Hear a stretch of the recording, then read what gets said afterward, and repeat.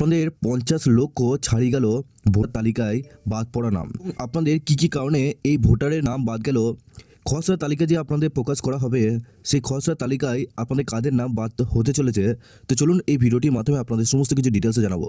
আপনাদের পরিষ্কারভাবে ডিটেলসে জানালো নির্বাচন কমিশন আপনাদের 50 লক্ষ বাদ পড়ে গেল ভোটারের নাম।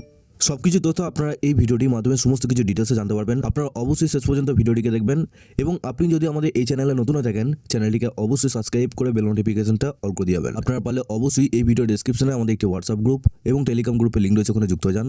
ওখান থেকে আপনারা প্রত্যেকদিন সমস্ত রকম খবর সবার আগে পেয়ে যাবেন। এখানে কি বলা হয়েছে দেখুন, 50 লক্ষ ছাড়িয়ে গেল বাদ পড়া ভোটারের সংখ্যা। রাজ্যের খসড়া তালিকা থেকে মৃত ছাড়া আর কারা বাদ পড়েছেন। পশ্চিমবঙ্গে ভোটার তালিকায় বিশেষ নিবিড় সংশোধনে এসআইআর কারণে বাদ পড়তে চলেছে 50 লক্ষেরও বেশি ভোটারের নাম। আগামী 16 ডিসেম্বর খসড়া তালিকা প্রকাশ করবে নির্বাচন কমিশন। এখনো পর্যন্ত যা হিসাব মিলেছে তাতে মোট 52,99,663 জনের ভোটারের নাম ওই তালিকায় থাকবে না। মৃত ভোটারদের নাম বাদ দেওয়া হয়েছে।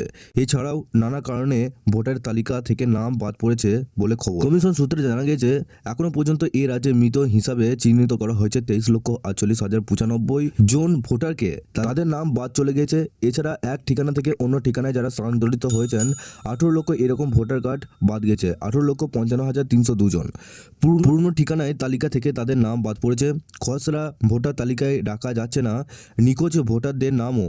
যাদের কাছে ফর্ম দেওয়া হয়েছে কিন্তু তা ফেরত আসেনি সেই সমস্ত ভোটারকে নিখোঁজ বলা হয়েছে। কমিশন নিযুক্ত বুথ স্তরে আধিকারিকরা অর্থাৎ বিওলরা এখনও পর্যন্ত তাদের কোনো খোঁজ পাননি। এই ধরনের ভোটারের সংখ্যা প্রায় 9,42,162 জন। তো আপনারা বুঝতে পারছেন যে আপনাদের প্রায় 50 লক্ষ মতো ভোটার কিন্তু বাদ হতে চলেছে, যেখানে প্রায় আপনাদের এই সমস্ত কারণে অনেক ভোটার কিন্তু বাদ হতে পারে।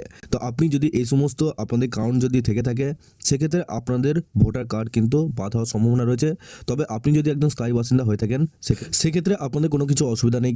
তবে এই যে আপডেটটা এসেছে সেই আপডেটটা কিন্তু যাদের নাম বাদ গিয়েছে, কী কারণে নাম বাদ গিয়েছে সেটা কিন্তু আপনাদেরকে জানানোর জন্য আপনাদেরকে এই আপডেটটা দেওয়া হয়েছে। আপনাদের কোনো কিছু আরও জিজ্ঞাসাবাদ করা থাকলে অবশ্যই নিচে কমেন্ট বক্সে জানাতে পারেন। এসআই সংক্রান্ত আরও তথ্য উঠলে আপনাদের অবশ্যই এই চ্যানেলটির মাধ্যমে সমস্ত আপডেট দিয়ে রাখবো। আপনারা অবশ্যই এই ভিডিও ডেসক্রিপশনে হোয়াটসঅ্যাপ গ্রুপ এবং টেলিগ্রাম গ্রুপের সাথে যুক্ত হয়ে যাবেন।